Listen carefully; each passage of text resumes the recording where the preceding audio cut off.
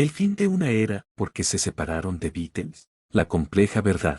Hola a todos, y bienvenidos de nuevo. Hoy vamos a desentrañar uno de los misterios más grandes y dolorosos de la historia de la música. Un misterio que, para muchos fans, sigue siendo una herida abierta. Estamos hablando de la disolución de The Beatles. No hay una razón simple, no fue solo Yoko. Fue una tormenta perfecta de factores, agotamiento, negocios, crecimiento personal y, sí, algunas tensiones muy humanas. Prepárense para un viaje a los últimos años de la banda más grande del mundo. La sombra de la ausencia, la muerte de Brian Epstein 1967. Para entender por qué se separaron de Beatles, debemos remontarnos a un momento crucial, el 27 de agosto de 1967, cuando su manager, Brian Epstein, fue encontrado muerto. Epstein no era solo un manager, era el quinto Beatle. Fue quien los pulió, los vistió, les dio su imagen y los guió desde los clubes de Liverpool hasta la cima del mundo. Lo más importante, Brian era el aglutinante. Era quien mediaba en sus disputas, quien manejaba los negocios para que ellos solo tuvieran que hacer música. Su muerte dejó un vacío inmenso. De repente, estos cuatro jóvenes, que habían conquistado el planeta, se encontraron sin su brújula. La inocencia se perdió. Empezaron a tomar las riendas de sus propios asuntos, especialmente en los negocios, y esto, como veremos, fue una catástrofe. El caos de Apple Corps, una empresa fallida, 1968 a 1969. Después de la muerte de Epstein, The Beatles decidieron gestionar sus propios asuntos creando Apple Corps. La idea era noble, una compañía donde los artistas pudieran prosperar, un lugar para el arte y la creatividad sin las limitaciones de la industria tradicional. Abrieron tiendas, lanzaron subsellos discográficos e incluso una boutique, pero la realidad fue brutal. The Beatles eran genios musicales, no empresarios. Apple rápidamente se convirtió en un desastre financiero. Hubo malversación,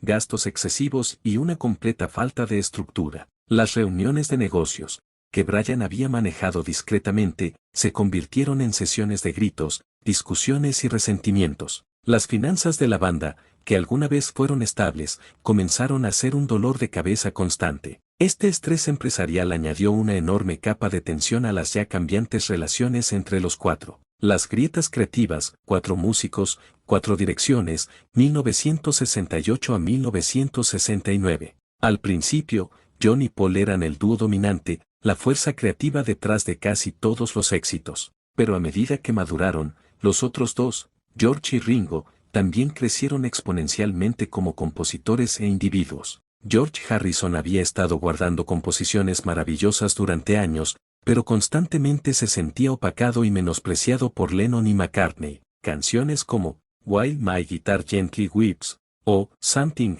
demostraron su brillantez, pero aún así, sentía que sus ideas eran secundarias. Esta frustración de George se convirtió en una fuente significativa de fricción. John Lennon se estaba volviendo más experimental y vanguardista, explorando sonidos en los que Paul no estaba tan interesado. Su enfoque se alejó de las melodías pop que habían caracterizado a la banda. Paul McCartney, por su parte, seguía siendo un motor incansable, queriendo mantener la banda unida y produciendo nuevo material, pero su liderazgo, antes bienvenido, ahora era percibido por los demás como un control excesivo o autoritarismo. Incluso Ringo Starr, el miembro más tranquilo, a veces se sentía marginado. De hecho, hubo un momento durante las sesiones del White Album en el que Ringo abandonó brevemente la banda porque se sentía no querido y fuera de lugar. Estas diferencias artísticas se hicieron evidentes en el White Album 1968, que fue más una colección de canciones en solitario de cada miembro que un esfuerzo cohesivo de la banda.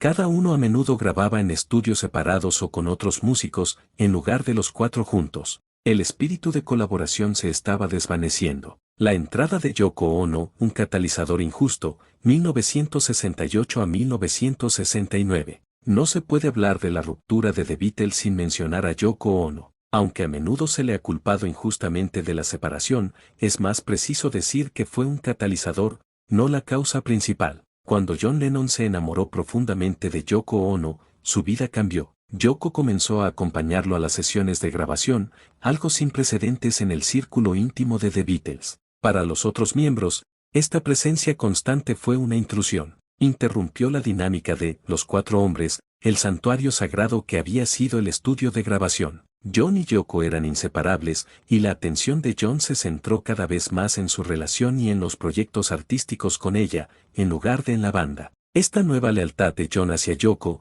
y la incomodidad que generó, exacerbó las tensiones existentes, creando una clara división emocional. La batalla de los managers, Klein vs. Eastman, 1969 a 1970. El caos financiero de Apple Corps necesitaba una solución. Y ahí es donde entra una figura clave, Allen Klein. Klein era un manager musical con una reputación controvertida, conocido por sus tácticas agresivas y sus habilidades de negociación. John, George y Ringo, desesperados por poner orden en sus finanzas, votaron a favor de que Klein fuera su manager. Sin embargo, Paul McCartney se opuso firmemente. Él quería que los hermanos Eastman, Lee y John Eastman, padre y hermano de su entonces prometida Linda Eastman, se encargaran de los asuntos de la banda. Paul desconfiaba de Klein y sentía que los Eastman, al ser familia, tendrían sus mejores intereses en mente. Esta disputa sobre la gestión se convirtió en el clavo final en el ataúd de The Beatles. La votación fue 3-1.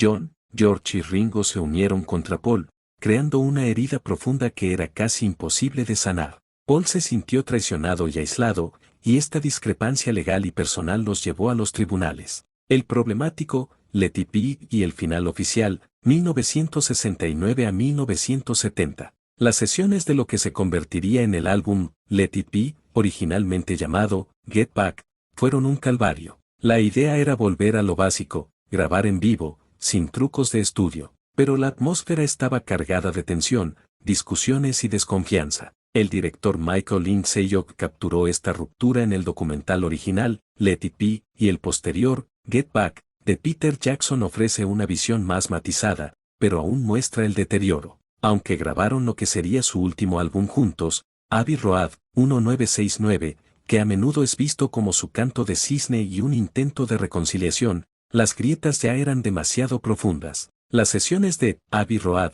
a menudo se grababan en turnos, con los miembros grabando sus partes por separado. Finalmente, el 20 de septiembre de 1969, John Lennon anunció a la banda que se iba. Fue durante una reunión de negocios con Allen Klein. A Lennon se le pidió que mantuviera la noticia en secreto para no poner en peligro un lucrativo contrato discográfico. Pero la verdad no pudo ocultarse por mucho tiempo. El 10 de abril de 1970, solo una semana antes del lanzamiento de su primer álbum en solitario, Paul McCartney emitió un comunicado de prensa anunciando que ya no trabajaba con The Beatles, citando diferencias personales, comerciales y musicales. Este fue el anuncio público que la mayoría de la gente recuerda como el final.